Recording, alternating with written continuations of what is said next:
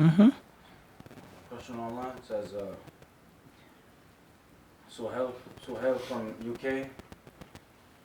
I wanted to ask, what's the difference between the two Asr timings? And is there a specific time we should follow? Bismillah, alhamdulillah. With regards to the two Asr times, is there a specific time we should follow, etc.? In general, in brief, this is khilaf among the majority of the fuqaha and some of the fuqaha of the Hanafi madhab. Perhaps there are a few other ulama on the side, but it's become well known to be the madhab al-Hanafi. Whether it's the view of all of the Hanafi jurists or not, some of them, al-muhim, that's the mu'tamad. That's the famous, well-known, widespread opinion of them. The Jumhur al-ulama, they hold the view that as soon as Dhuhr leaves, it's time for Salat what? Al-Asr. And the Hanafi ulama, they say no. It's a time later on, a different level, a different stage and phase of the sun. That is the preferred time for Salat al-Asr. There lies no doubt the opinion which is safest, the safest view. We didn't say necessarily strongest, which it is the strongest view, in my humble opinion. But the view that's ahwat, whether you're Hanafi or not, is to follow the view of the Jumhur in this issue and to make Salat al-Asr as soon as it comes in. And there's two times. We have the waqtul ikhtiyar and the waqtul ittirar. Preferred time and a time in which is unlawful to make Asr unless you have an excuse. Unless you have a what?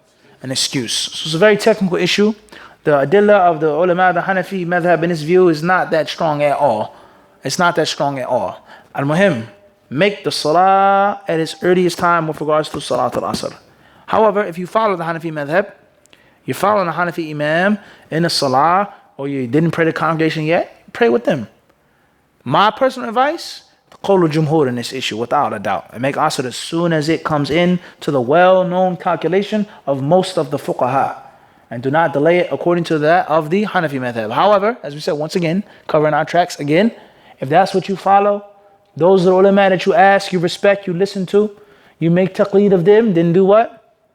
The sin is not upon you. The sin is what? It's not upon you. If they're wrong, it's not upon you. If they're right, alhamdulillah. Those fuqaha that have studied and listened, it's not your responsibility. But if you read the text, if it makes sense, if it's clear to you that the correct view is that of the Jumhur, then that's what you should follow. No doubt about that. Wallahu alam. See your book, Yusuf, please. Initials ST from New York. Is it permissible to practice grappling for self-defense due to the closeness of the body? Is it permissible to practice grappling for self-defense due to the closeness of the bodies? What's important is the Prophet ﷺ has prohibited us from looking at each other's awrah. Hadith we read last week. لا ينظر الرجل إلى عورة الرجل ولا المرأة إلى عورة المرأة. Hadith Abi Sa'id al-Khudri in Sahih Muslim. Another ayat, other hadith, other texts prohibiting the believer from looking at everything. Also, he says, وَلَا يُفْضِي الرَّجُلُ. A man should not touch another man's awrah. You're not supposed to touch another man's what? Awrah. So looking at the awrah, touching the awrah, directly contact with the awrah, clearly prohibited. Wrestling, grappling, doing things like this, learning how to fight, how to defend yourself, or even for good health, things like this, inshallah, is permissible. Inshallah is what? Permissible, let alone if it's a necessity. You live in a place in which you must have basic skills of self-defense. Basic what? Skills of self-defense. And if you're not experienced on what to do and how to do, you may be victimized. Waliyadu billah. Someone may victimize you, especially in 2017, in which the Muslims, unfortunately, many of them are being victimized by the kuffar, taking advantage of them. Everybody understand this? So whether it's judo or grappling, wrestling, boxing, whatever type of self-defense system, everybody understand this? That you have to learn and practice is permissible. As long as it doesn't involve you looking at someone's awrah and you touching someone's awrah, coming in direct contact with it. As far as grappling, then obviously, as she said, or he or she, the nature of the sport, the nature of the act is that it's close. Doesn't necessarily mean it's haram. I'm not grabbing you to grab your genitals. to touch your behind. We're practicing. We're moving on the ground. Learning how to have stamina, how to have strength, techniques, sleeper hold. Press on his neck. Put him to sleep. Wallahu alam.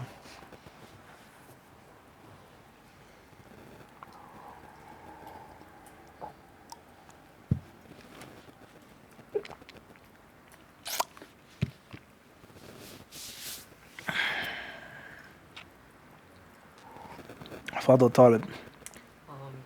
How to... Can you remind the people to ask the questions in the form? Please don't forget to ask the questions in the format. Initials, or if you want to put your name, put your name. If not, at least your initials, city and state. How to make use of the classes to the fullest extent that you give.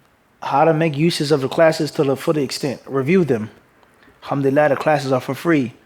They're on the channel. Walillahi alhamd.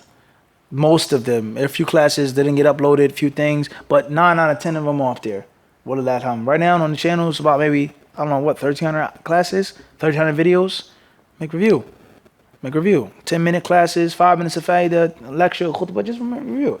Keep listening, and also write them down, record them, make notes of them, make index cards of them. Is it okay if I type it?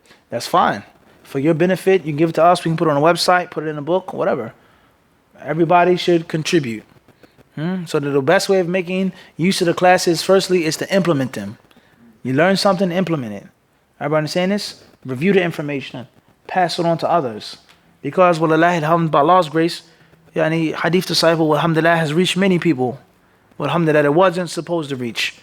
It was supposed to reach with Allah's qadr, but according to what we felt, and what we get emails from all over the world without any exaggeration. I can show you. All over the world. I've watched the videos, it changed my life, this, that, wallahi alhamd. Alhamdulillah. So, if you want to maximize the benefit, don't just listen to the class once, review it, write it down, summarize the points. And pass it on what? To others, because there are many people that are in dire need of the stuff that we talk about on a daily basis. Dire need. Walillahi alhamd.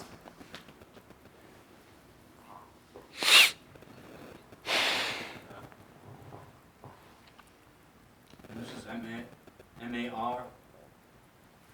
Is it just to say that the great Imam Abu Hanifah rahimahullah was weak in terms of hadith?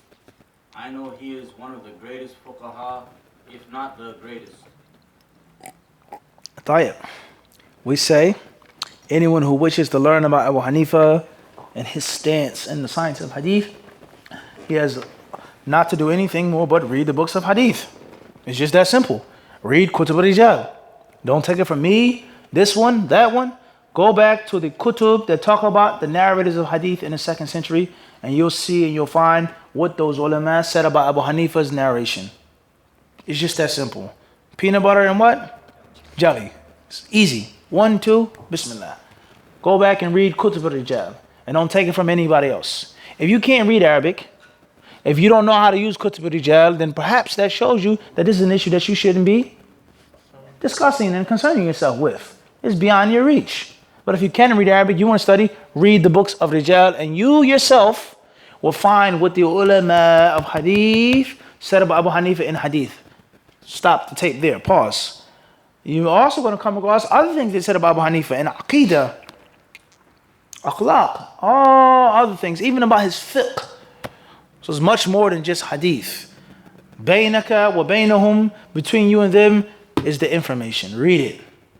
Some things are lies, some things are inaccurate, and many things are true. In those books about Imam what? Abu Hanifa. Everybody got this? That's the bottom line. Is he the greatest of the fuqaha? That in itself is a harsh statement. To say one man is the greatest faqih ever. It's extremely harsh. If not more than that to say. I'll say that. It's what? Extremely harsh to say that about anybody. Imam Shafi was the greatest faqih. Can't necessarily say that. That statement is a ripe, lush pasture for ta'assub, for fanaticism. The Hanbali madhab is the asah al-madhahib wa aqrabuha ila al-kitab wa-sunnah. It's ta'assub. It's fanaticism and bigotry to say that about someone. He was from, kana min, narju, nahsabuhu, narahu, kada, so on and so forth. We think, we see, perhaps. But to say that statement, we have to relax.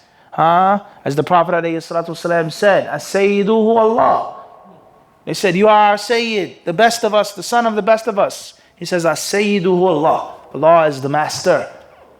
Allah is the what? The master. He says, قُولُمْ قَوْلَكُمْ أَوْ بَعْدَ قَوْلِكُمْ. Say what you wish to say or some of it. لَا يَسْتَهْوِيَنَّكُمُ الشَّيْطَانِ. Okay, my call, alayhi says, but don't allow Satan to catch you in his snare.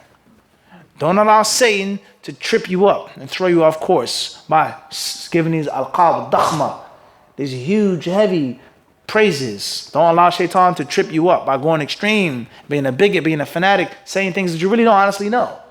Everybody understand this? So that's the bottom line of Abu Hanifah. There were ulama who wrote books on him, for him, and against him. There are people who said very, very, very harsh things about him. Yeah, you read. And the ulama who basically put him on the status of an ilah, made him a god, pretty much. Unfortunately, obviously that which is best is what? Is balance. And to say and to take what is there, what's authentic, and to reject that which is inauthentic. If you come across authentic statements saying that he was clearly weak in hadith, then you can't run and hide and, oh no, and no, it doesn't work like that. You come across clear dalil stating that he had major problems in his aqidah. You can't just say, oh no, well, no, it doesn't work like that. It's not about your desire, it doesn't your fickle, your fancy. It's about evidence, proof, dalil, that's clear. Everybody got this? And at the end of the day, if Abu Hanifa was weak in hadith, okay, what's the big problem? He doesn't have to be a hadith master. If he was a great scholar of fiqh, that's more than enough blessing right there. Everybody doesn't have to be a master of everything. Some people were. Some of the ulama were. Everybody got this? Some of them were. And everybody doesn't have to necessarily be. What's important is that you stay away from fanaticism and bigotry. And if you want to know the truth about Abu Hanifa, what the ulama of hadith said about him, I can't give you no better advice than read those books and you be the judge yourself. Wallahu alam.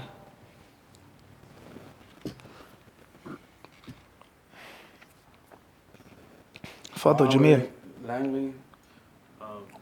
What's the ruling when somebody like says stuff like, I wish Allah made like dogs permissible, like wishing something that's haram in the deen. Wishing something's permissible. I wish that Allah made something permissible. I wish Allah made dogs permissible. That statement shouldn't be made. Don't make that statement. Don't even feel that in your heart. You know that you like dogs. I was a non-Muslim before Islam, or I just like dogs. Dogs are cool, they're decent, they're smart, they're strong, they help people out. Dag. And that's it. That's it. You thinking about it, feeling it, wishing for it, don't necessarily do that. It's just that simple.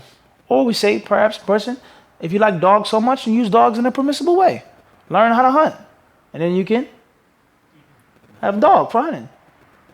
Work in security. And you can have a what? Everybody understand this? A German Shepherd. Getting too many ideas. But I'm saying, if it's a fitna for you, you see what I'm saying to you? That's better than you wishing that something clearly made haram, halal. And that's going to lead you to a slippery slope, without a doubt. It's going to lead you to what? Slippery slope. Wallahu alam.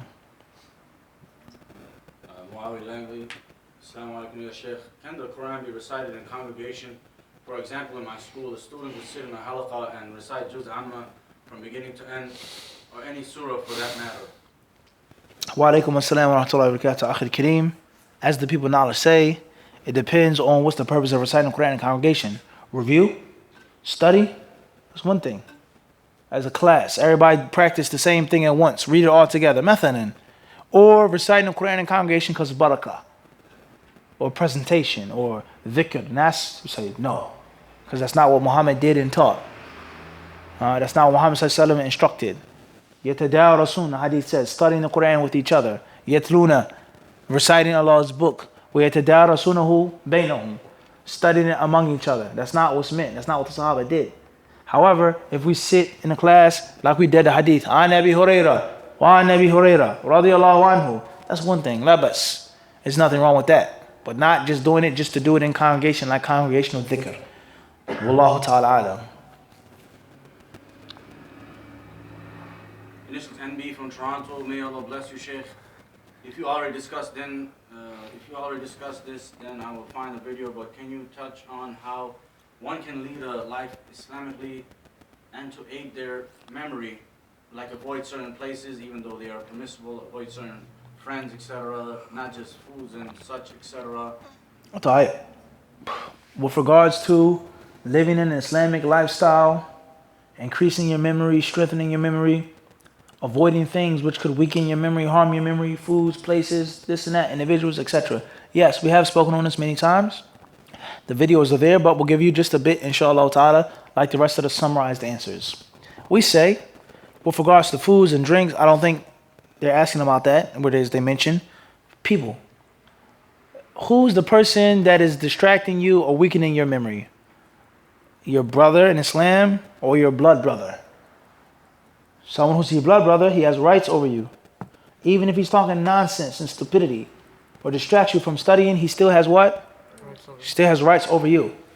Someone who's just your brother in Islam, he has some rights to your sister in Islam, but not like actual blood.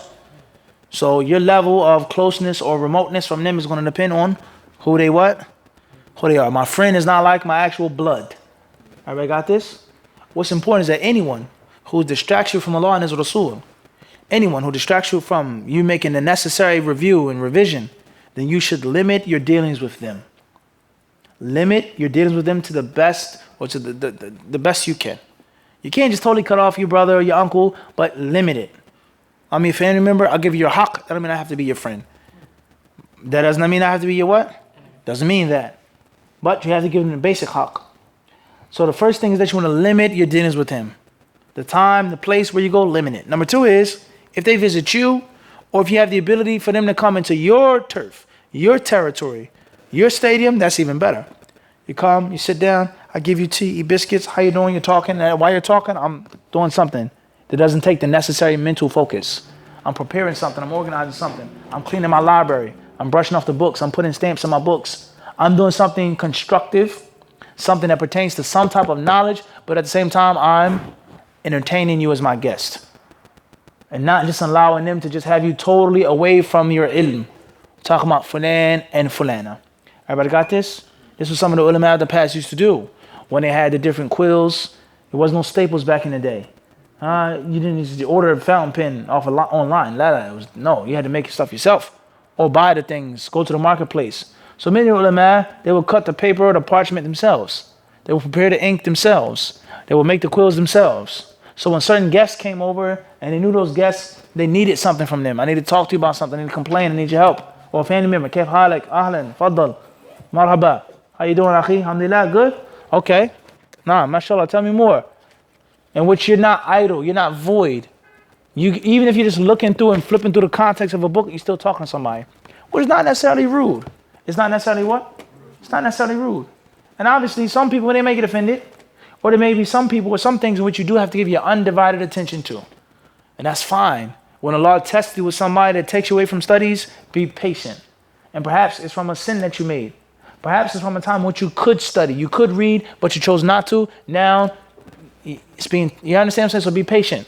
And as soon as the person leaves, or you're done with them, you hit the books. You go back to your books. So there's a balance, inshallah subhanahu wa ta'ala. Abu Hanifah is if you govern your life a certain way, if you live a life a certain way, if you're serious, if you're sincere, the people are going to be forced to respect it. Whether they like it or not, they're going to be forced to respect it. They're going to know, I can't bring this nonsense to her. I can't bring this nonsense to him. Because I know this person is all about studying. Like that. Ever got this? People that you don't have to deal with, people that you can push over or not push over, push to the side or delay the meeting, then that's what you do. That's what you do. And some people you're going to have to tell them, is it important? What exactly do you need? Okay, I'll talk to you after my class. And it's just that simple. But keep a balance. Don't cut yourself off from the people they may need you. You may be busy, but they may need you. And it may be a means of honor that Allah allowed you to be the one to counsel this person and to speak with this person. So everything is a what? Is a balance. Can't go extreme. And sometimes you may push somebody far away from the deen by seeing too extreme in their eyes. All you do is study. All you do is read. Sit down, talk with them. Talk about football. Nothing. It's not going to hurt. 5 minutes, 10 minutes. It's not something you do every day, all day, but it's not going to what? Hurt. And it may bring that person what? Closer. Like that. He's a real guy too. She's a real sister too. She likes things too. Labas. Everybody understand this? As far as places, the same applies. You have to go to the marketplace, go to the marketplace. Put your trust in Allah, lower your gaze, and as you said before, make sure that you have an agenda. You should have an agenda. I go into the store with a what?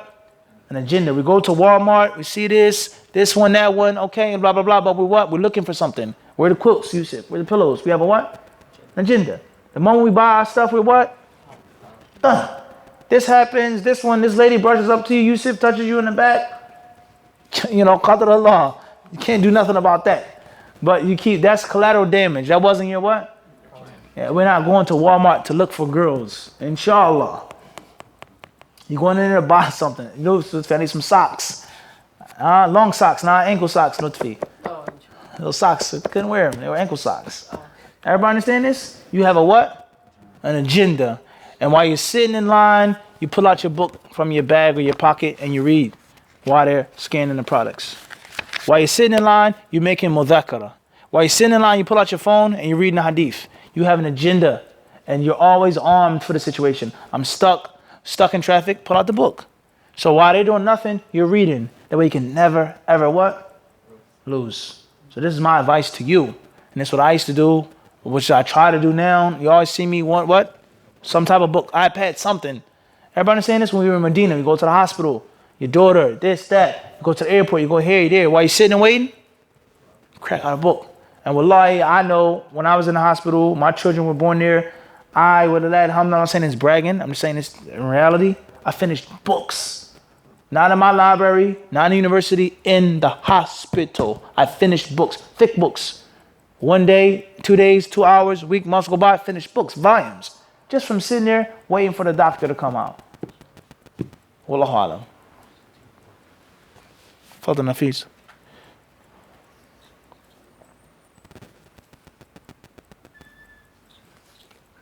Jazakallah khair.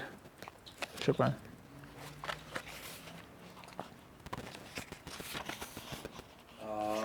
Question from online, initials AH, Toronto, Canada.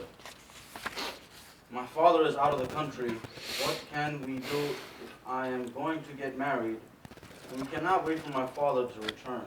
Can you appoint my brother in his place as a representative, or is there a specific procedure in this case? Barakallah. Okay, how long will the father be out of the country and why? Issues with immigration, he's overseas, getting treatment, visiting somebody that's, sick. That's one thing. If you can wait for the father to come back, that's clearly best. Without a doubt. It's easier, clearer, and it's best for the family, for everything. If you can't wait, the marriage is scheduled to be during this time, the father's going to be at least another 6 months, so on and so forth, then allow the father to delegate the son to be the wali, or the uncle or the grandfather, and not just you. And if the father delegates that, there's no sin in that. If the father doesn't delegate, he can also give his permission. He doesn't have to be there for the nikah. As long as he has his permission, he's met the brother, he knows the brother, he's checked everything out, or even Skype. It's permissible. It's permissible to do it even on the phone. As long as the man, the groom, and the father had at least, they met before. He knows him. Because he can't look somebody in the eyes on Skype, Lutfi. You can't squeeze a man's hand, feel his hand. Is he nervous? Is he jittery? Is his hand too weak? He shakes my hand like this. Is he trying to crush my hand and intimidate me? Or is it just a normal, natural, firm grip? You can't get that. You can't talk with somebody. You can't sit with somebody online. Everybody understand this?